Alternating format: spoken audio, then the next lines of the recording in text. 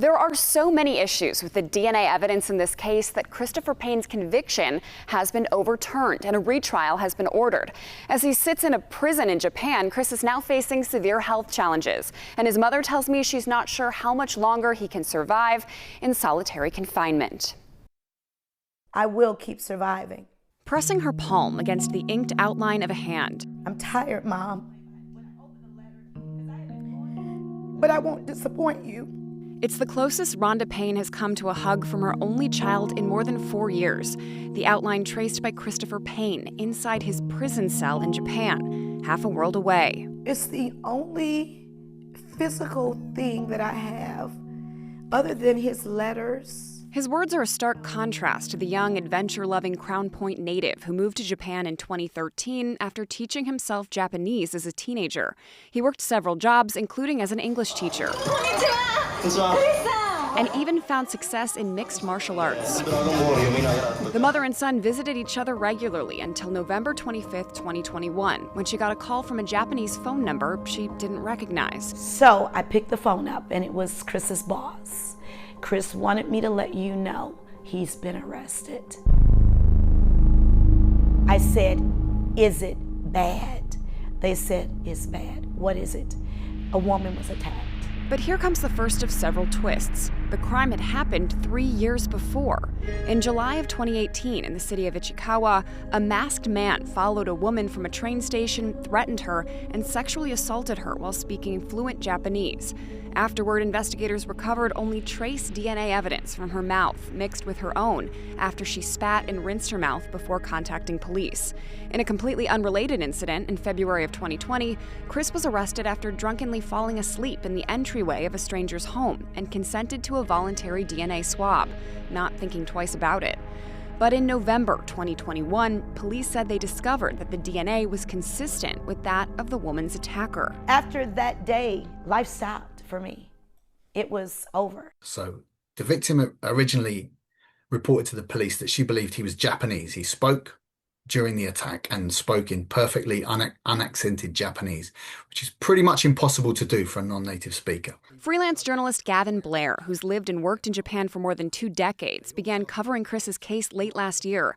Not only did Chris not match the original suspect description, the DNA evidence was anything but solid. They tested Chris's DNA before the crime scene sample, which, as one of his lawyers described it, is like having the answer to the question before you take the test. It looked like they had been edited in some way. San Francisco-based forensic DNA consultant Simon Ford told me he reviewed the underlying DNA data and found several significant issues. Not only had the DNA files from the crime scene been edited to look more like Chris's DNA without any disclosure, but Ford discovered the DNA expert appointed by the prosecution also ran the test 34 times. What he did was he tested it over and over again, trying to hit the right value. In your opinion, would this DNA evidence meet admissibility standards here in the United States? Probably not. I think that this evidence really should just be disregarded. After years of Chris refusing to confess to a crime he didn't commit,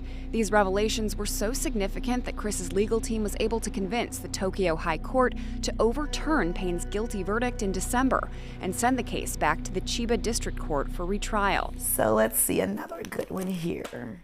Oh, this is him sleep. After years of trying to convince anyone who would listen that her son was innocent, I've suffered in silence, and nobody would listen.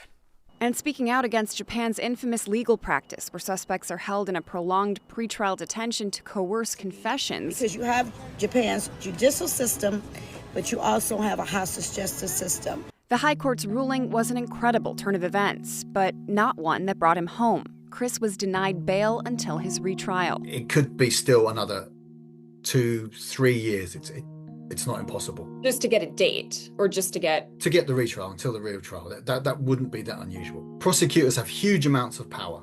Even judges are kind of wary of challenging their power. So Chris's family. He has not talked on a phone. He has not hugged a person. He has not done anything in 4 years. How does that make you feel as a mother, as his mother?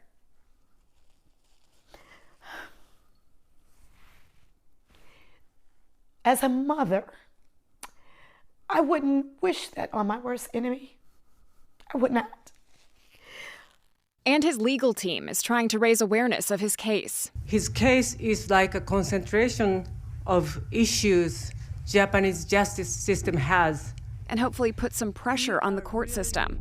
Recently, that urgency has deepened after Chris suffered repeated episodes of vomiting blood and persistent headaches. I mean, is there a concern that he could die before this case is retried or before there's a final decision? That's what I'm afraid of.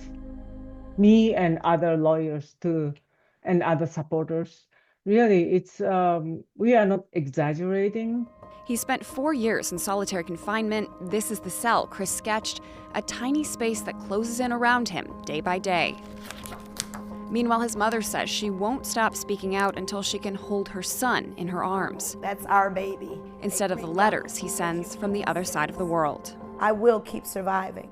I'm tired, Mom, but I won't disappoint you. We reached out to Indiana Congressman Frank Mervan about Payne's case. We've confirmed his office did reach out to the U.S. ambassador to Japan in May of 2025 and was told a consular officer had been conducting regular visits.